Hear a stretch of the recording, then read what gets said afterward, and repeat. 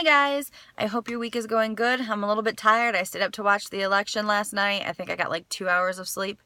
I'm touching base again and kind of building upon my last video where I had some barriers to my counseling sessions with my client. Just to recap, she was resistant to find any funding, to find a place to discharge to once she was done with our program and treatment for her substance abuse. She is an older woman, so she really doesn't have much in the way of financial, independence. She doesn't have money. She basically has nothing.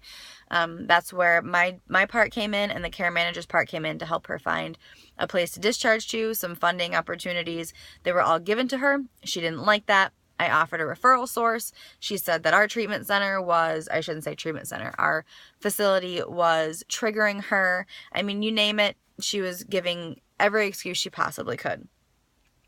She recently discharged herself from care management, but is still within our rehab facility. But all barriers are up, walls are up. There is not one thing that this woman wants to talk about anymore. This is due to a huge uproar that's happening in my placement, which has caused this barrier. And it's very frustrating for me because I thought at least I was making a little bit of headway and trying to help this woman with her sobriety and her future sobriety. But what happened was my client didn't like an interaction that had happened with another counselor, a 5-year counselor that's been there. She decided that she was going to deviate on passes, and those passes let you go to sober support for a whole day. They let you go to family meetings, things like that. They give you some freedom. You talk about your relapse prevention plans while you're out, your triggers, things like that. She wasn't filling them out right. She wasn't using them right. Had a confrontation with another counselor. That counselor gave her basically a consequence. I then backed that counselor up because what she was doing was wrong. I then met with her, and she said some nasty things about our employees who happened to be in recovery as well. They were able to get into a good recovery mode, are now employable, so they've been counselors there for a while. I chose not to tell the other counselor what she had said.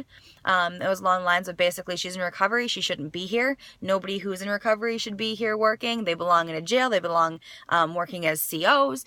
Everything she could possibly said, she would say. I didn't feel it was necessary to tell the other counselor, so she asked for me to tell relief staff just to get a second opinion, so I did.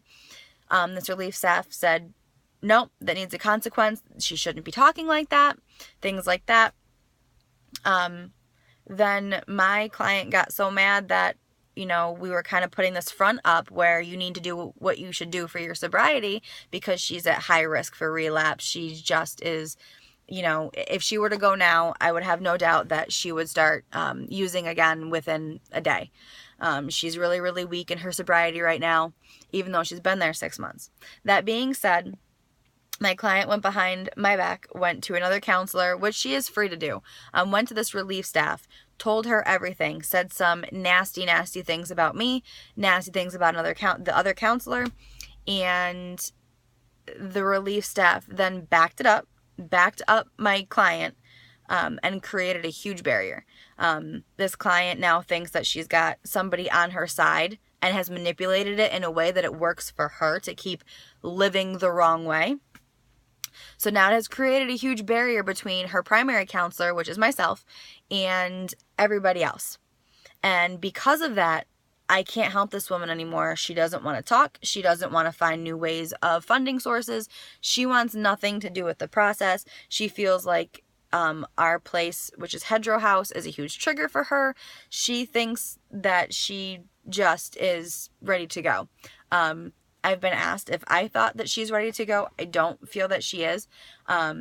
She can't name any triggers. She can't name anything that could possibly help her recovery.